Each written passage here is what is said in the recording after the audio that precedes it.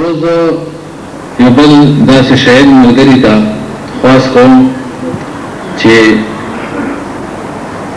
د هغې نه وړاندې چې زه بل شاعر ملګري ته خواست وکړم د کوم کسان چې وروستو ولاړ دي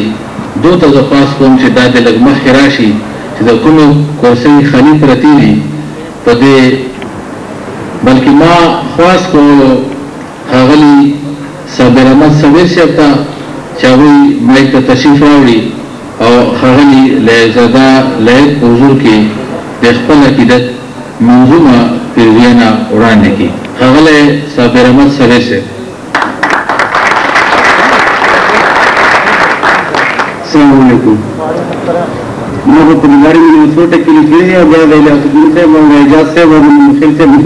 دا لفظونه ورته بلوغه او پیش مقدمه وایي. نو دي گران میل مستارات لکم ندیدہ اخترا گران میل مستارات لکم ندیدہ اخترا خیر شپ خیر راغلے زمان دزڑگی سرا خیر شپ خیر راغلے زمان دزڑگی سرا تلائق زد صاحبان منم چلائقی تو خپرختنی د پختو جوی عشقی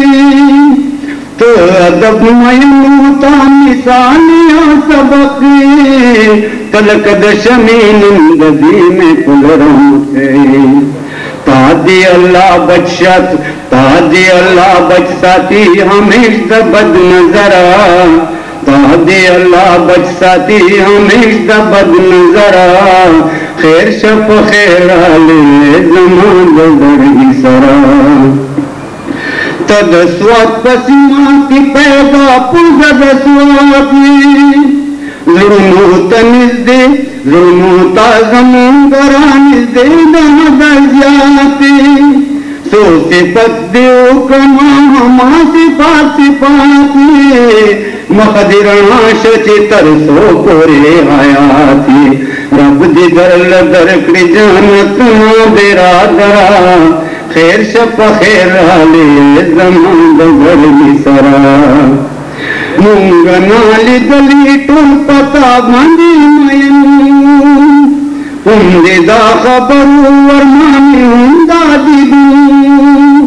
تپخ پل وطن کی ویانونگا بھی وطن مونگا دنو دون انتظار باندی دنو ننو اللہ وحڑا رمانو نکڑو دسرا ننو اللہ وحڑا رمانو نکڑو دسرا خیر شپ خیر آلے زمان دزڑگی سرا منتبہ بیان دا وطن والا حقیقت کری منتبہ خبری دا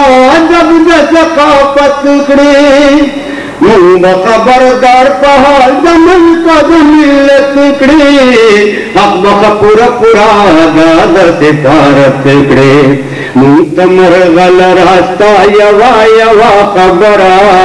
منتمر غل راستہ یوا یوا خبرہ خیر شپ خیر آلے زمان دزڑگی سرا منتبہ بیان دا وطن والا حقیقت کری منتبہ خبری دا ادب دا ثقافت کری منبا خبردار پہال زمن کا دملت کری حق وقت پورا پورا داد سفارت کری منتمر غل راستہ یوا یوا خبرہ خیر شپ خیر آلے زمان دزڑگی سرا زہن پڑھنا تو نسی پنم بند شاعریم نداوی کو مانا پدی فنکی مائریم ستاسو غلامی دپار دل تکی وزیم زدوڑ اللہ سن پا دعا بندی صادریم رب دی پخیر بوز پل وطن تدا سفرا رب دی پخیر بوز پل وطن تدا سفرا خیر شپ خیر آلے زمون